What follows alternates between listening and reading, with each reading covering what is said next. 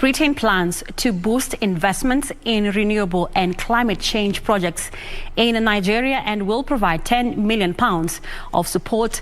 Minister for Africa Vicky Ford said on her first trip to the country.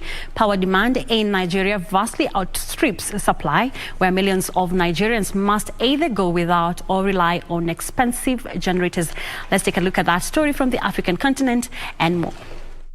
Nigeria has the capacity to produce an estimated 7,000 megawatts of power, but due to weak infrastructure, gas supply problems and water shortages, only a little more than half of that reached the national grid.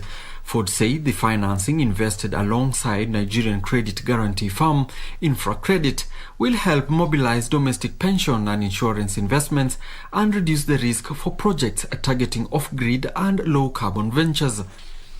The Nigerian Sovereign Fund, co-investor in InfraCredit, aims to deliver up to 250 to 500 megawatts of renewable energy capacity in Nigeria, it said in a statement. Nigeria has more than 12 trillion naira of institutional funding held in pensions, insurance and wealth funds, mostly invested in government securities or sometimes in Nigerian shares. As the world looks to transition to clean energy, Ford said the British financing will help expand opportunities for the private sector and provide affordable long-term financing from local investors to off-grid and low-carbon projects. Meanwhile, the South African rand was relatively steady on Monday, despite global markets being shaken by increased political squabbles rocking Europe and Russia. The rand has been resilient in the past few weeks despite concerns over the Ukraine situation, with high real domestic yields, strong terms of trade, and fresh reform pledges from President Cyril Ramaphosa in its favor. On Wednesday, South Africa's Finance Minister Enoch Godongwana will present the 2022 budget, where investors will be hoping for reassuring signs on the debt trajectory after the National Treasury pledged to cut the budget deficit in a November midterm budget.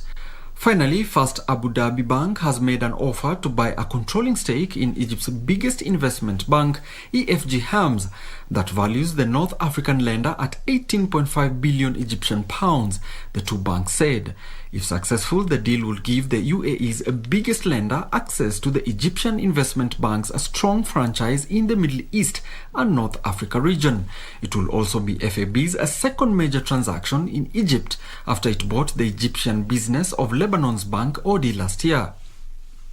FAB has made a non-binding offer to buy at least 51% in EFG Hermes for 19 Egyptian pounds a share, Egypt's financial regulatory authority said.